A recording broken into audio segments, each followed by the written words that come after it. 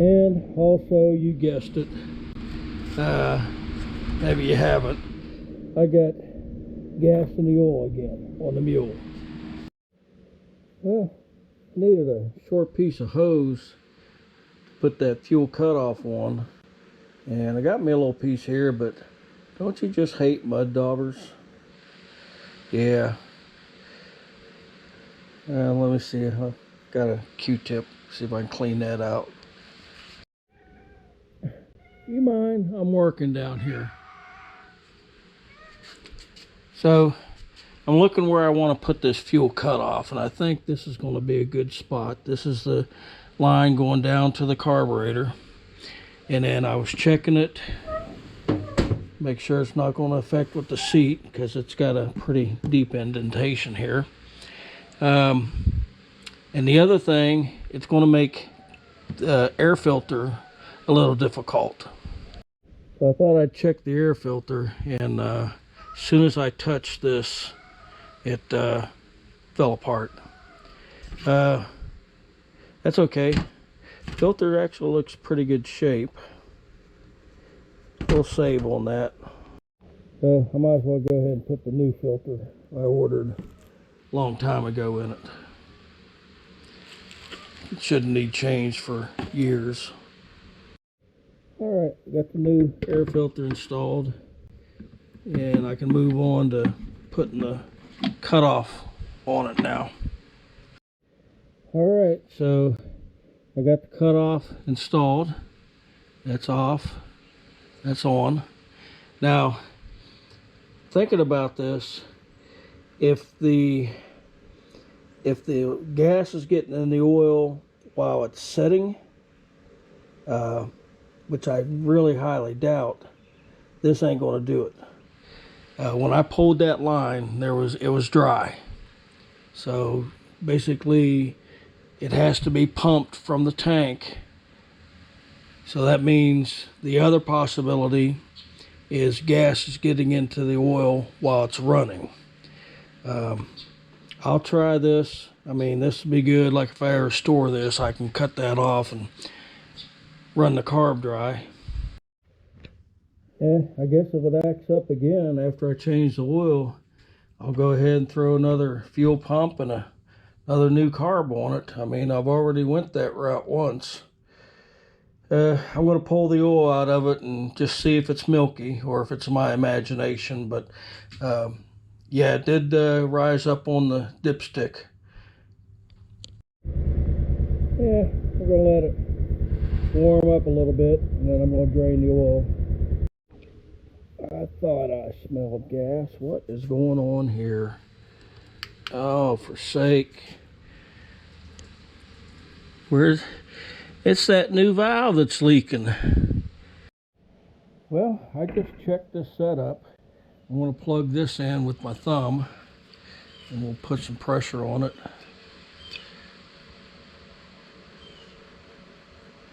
Yeah, the valve's not leaking. Well, the only thing I could think, I looked at the hoses and everything.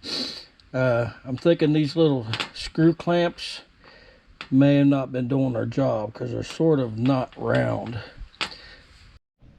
So I replaced them with the squeeze-ons. So I'm going to set you up and we're going to crank it up and see if that fixed the problem. I do have a hole in it. All right. Right there. All right, yeah. That clamp must have messed it up. Okay, so I cut off that much of the end of the hose, and now I'm going to see if I got the pinhole. Yeah, it's not holding air.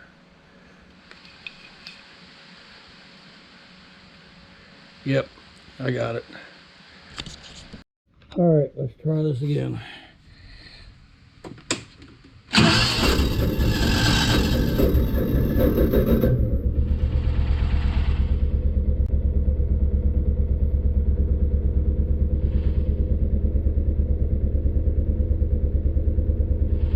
All right, I think that fixed it. All right. moved it out here where I got a little bit more room and light, and I wanted to see just how long it takes to drain the fuel. We're a quarter after. Let's see, 2 minutes. Right at 2 minutes. It just turned 17 and it's off. So yeah, I'm gonna go ahead and, that's not too bad. Yeah, it was definitely milky coming out of there. I forgot to bring the camera down, but we're gonna pour that in a clean container and take a look at it. Yeah, that definitely doesn't look like oil. I need to measure how much came out of it so I know how much to put back. My calculations say 1,250. So that's what I'm going to put back in it. But yeah, look how brown that is. That is, yeah, it's definitely contaminated. All right, so this should leave me 50 milliliters short. Yeah, we'll check it after I pour this in. But this is what clean oil looks like. And this is what came out of it.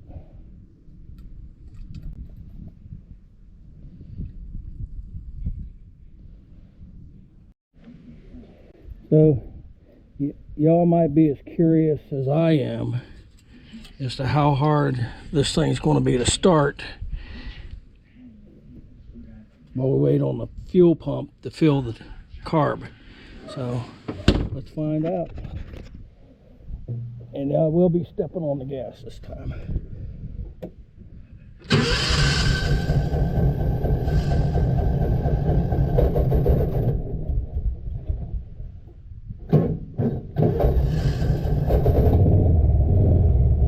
Not too bad.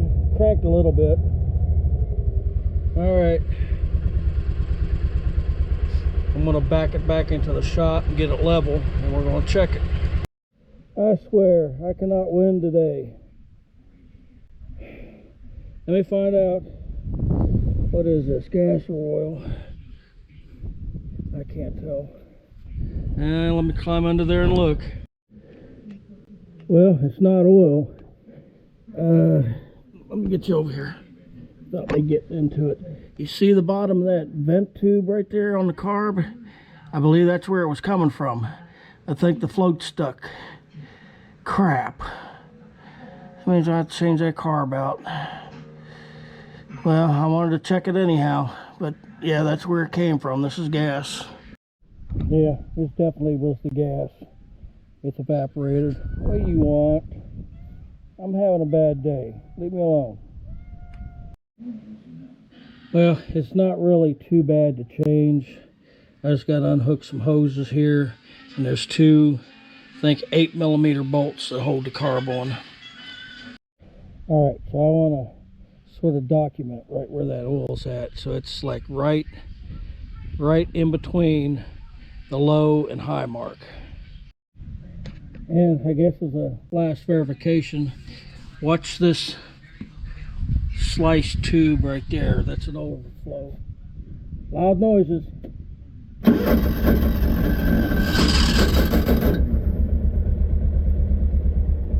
Hear it? Hear that? Alright. We got a stuck float.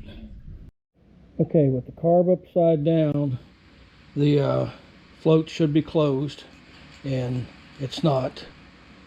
So I'm going to tap it.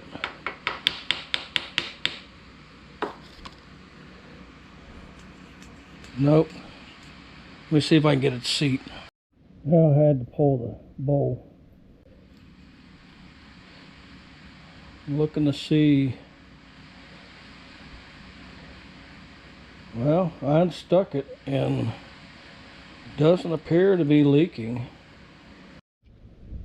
Okay, new carb right out of the box. It's not leaking. I'm going to turn it over. There it goes. So,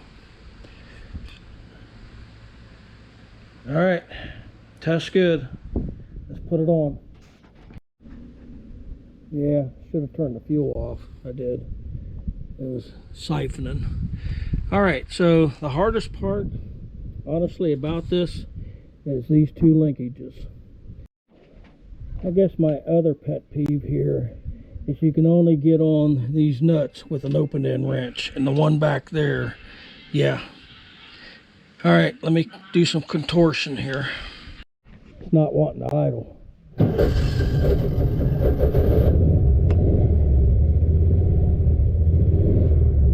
Sounds okay. I have to adjust the idle. I don't know. There is no adjustments on this carb. I'm bringing the idle down.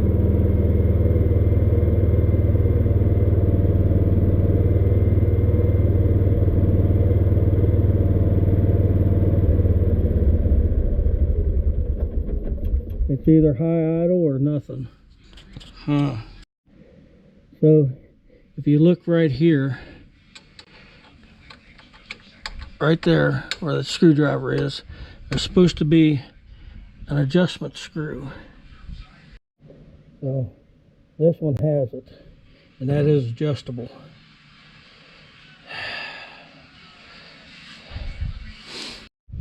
And I'm pretty sure there's nothing. Yeah, there's nothing there. That's a plug. I may end up cleaning the old carb up and putting it back on here, because yeah, it's way too high for me to put this thing in gear. It's going to slam hard. The only adjustment I have to play with is the choke.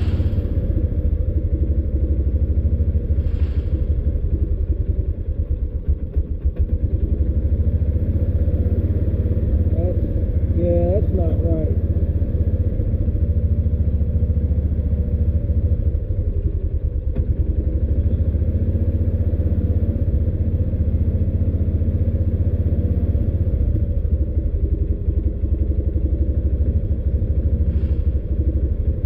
I could probably limp that along, order another carburetor.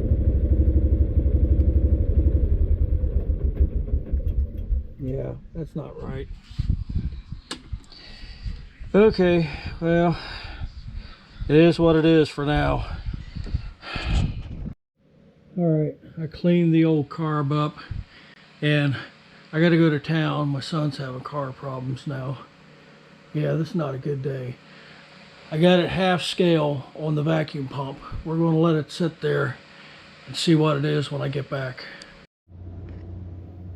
Well, it's been on there for 3 hours, and if anything, it's increased. I don't know, because maybe the air is expanding in there or the gas fume, I don't know, but it's not going down. Zero's down here, and we started out right about mid-scale. So I guess what I'm going to do tomorrow is I'm going to put this guy back on it. Now that I got a fuel cutoff, I can turn that off. And I guess I'm going to probably see about ordering another carburetor, but look for this adjustment screw here before I order one. Long video, guys, sorry about that, but yeah, this is kind of perplexing, and I just opened a can of worms with this thing. So anyhow, thanks for watching.